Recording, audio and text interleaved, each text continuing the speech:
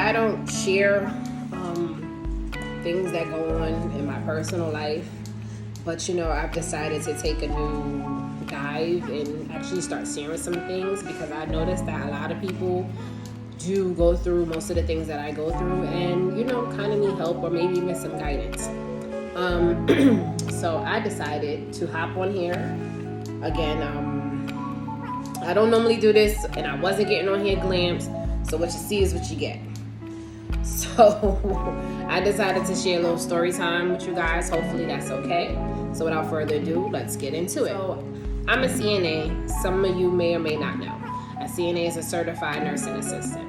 But that being said, I do agency work. I don't work for actual faculty. I do agency work, which gives me a contract to work at an actual faculty for a certain time. With that being said, for this contract, my contract, for the most part, just kept getting renewed on its own without really me knowing that the contract was getting renewed, which is fine. Now, as I said, contracts obviously have an expiration date on them because it's not a long-term situation where you're hired with the faculty. You're, there to help assist with the actual faculty. So this is why they use the agency. Great. So with this story time, I'm going to explain to you what happened to me, and you guys let me know how you feel. So my normal days of working was Monday, Wednesday, and Friday. Those are my days. So Monday I went to work, everything was okay. I didn't hear about anybody being let go. I didn't hear about, them actually getting ready to downsize because the numbers actually did go down in the faculty as far as positive patients or guests, because I was working for hotel isolation. So with that being said, I get up Wednesday, get myself ready to work. I drive all the way to the faculty. I sit in huddle. Every day when we clock in, we do a huddle to get, any information that's going on and we need to know about. So I'm in huddle, sitting there, minding my little business. At this point, they're starting to give everybody their assignments and dispatching who goes to what floor. So I'm like, well, my name hasn't been called. So I looked to my coworker. I was like, she missed mad names. Like, what's going on with the charge nurse? She bugging. So my coworker was telling me, like, yo, Tuesday they let a lot of people go after their shift. I was like, word? Because I ain't hear nothing about it. So lo and behold, I get to the charge nurse, and I'm asking them in the supervisor, I didn't hear my name. So it's me and 3-4 other people standing there. They want to tell us we have to contact our agency. Now, I already know what that means.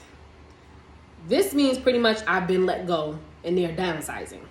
Again, I'm not mad about the fact that I've been let go because, again, I am contract. Therefore, I know my time has an expiration on it. But it's how you handle me. It's always how you handle people.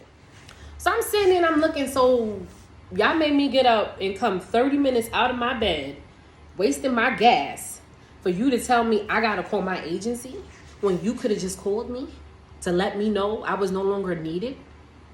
Oh, yeah, it's not really up to us to call you. It's up to your agency. But I'm like, are you guys not the people conducting the list to let said agency know that you no longer are in need of their client? So I'm like, you guys got to do better. I said, you don't know what it could have took for me to get all the way here. Not to mention, I wasted a lot of fucking gas trying to get here. That's first and foremost. Gas is expensive, honey. It take me almost $50 fucking to fill up my little tank. That's first and foremost. So I call my agency. I get on the phone. I hop on the line with them. They pretty much are telling me they are aware that the faculty is downsizing. However, they haven't gotten an accurate list to make the proper calls to the people who need to be informed. Which brings me back to what I said the first time. If you guys knew you were downsizing and you made the list, why couldn't you just call? Why couldn't you just save me the trouble of getting up out of my goddamn bed, coming all the way here? And what also ticked me off is I felt like, damn, nobody even had any remorse. It wasn't like, sorry for the inconvenience. it was just like, yeah, well, you just have to contact your agency and, that's it. I don't know what else to tell you. And I'm thinking to myself, like, mind you, it wasn't just me. It's 3 other people, if not 4 other people other than me. And I'm like, yo, you don't know what it took for anybody to get up and get here. You don't know the struggle it could have taken anybody to get here. Not to mention, it's the fucking first of the month. It's the first of the month. Don't you think a little heads up would have been nice?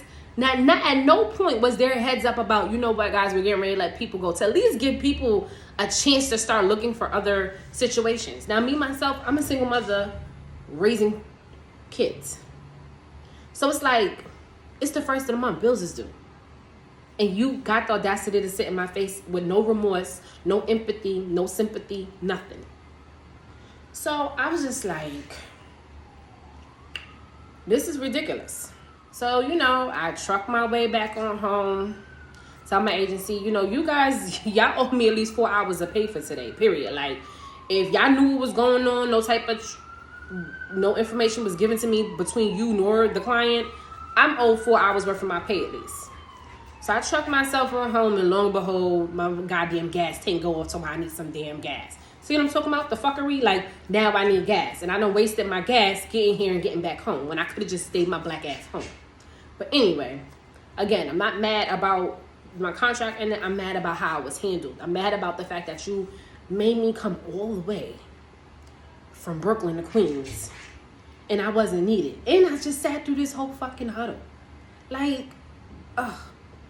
But it just goes to just show you, like, when they were short staffed, I was putting in that overtime like crazy. You feel me? I was one of the vets that actually has been with the program since it started, and I'm just like, damn, this how you do, me? But it just kind of, just made me look at life in just a different angle, because it's so funny, because I've been contemplating lately about doing my entrepreneur, and it's been a struggle for me to do my entrepreneur. And I just said to myself, like, I'm tired of people telling me when I can and cannot work, writing off on my checks, I'm, just like conducting my money for me. So I was just like, fuck this. Like I said, it's the first of the month. I got bills. These people don't give a flying hootin' any. They didn't care. These people don't care. They did not care about the fact that I have mouths to feed. I got bills to pay.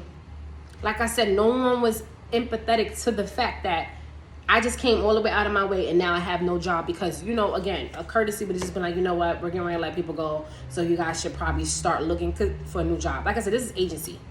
So that you're downsizing. But follow for part 2. Don't forget to hit that button to hear the rest of the story.